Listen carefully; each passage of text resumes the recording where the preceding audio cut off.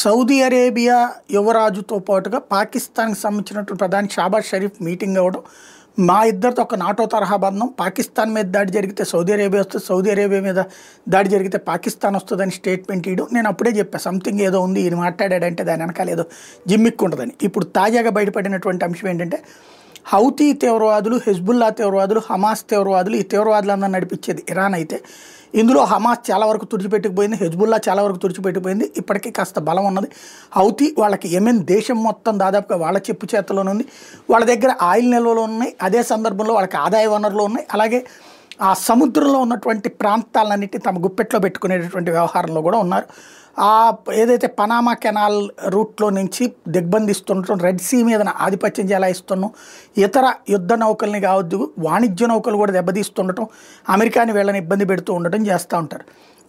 వాళ్ళని ఆ మధ్యన ఇజ్రాయెల్ 4 సార్లు చావు దెబ్బతీసింది. అయినా సరే అదొక రక్తబీజుడులాగా పుట్టుకొచ్చేటటువంటి లక్షణం ఉన్నటువంటిది ఎదుగుతూ వచ్చింది. ఇప్పుడు ఆ యెమెన్కి సంబంధించినటువంటి హౌతీ తీవ్రవాదులు సౌదీ అరేబియాకి వార్నింగ్ ఇచ్చారట.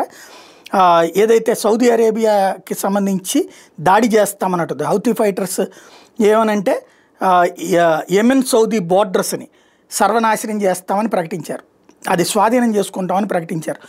దాంతో అర్జెంటుగా సౌదీ అరేబియా పాకిస్తాన్కి ఓ రకంగా చెప్పాలంటే కాంట్రాక్ట్ ఇచ్చింది.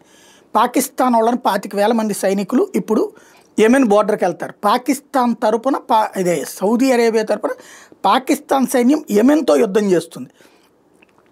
దీంతో హౌతీ తీవ్రవాదులు ఏమంటున్నారు, యెమెన్ సౌదీ బోర్డర్స్లో పాకిస్తాన్ సోల్జర్స్కి శ్మశానాన్ని ఏర్పాటు చేస్తామంటూ భారీ వార్నింగ్ ఇచ్చారు.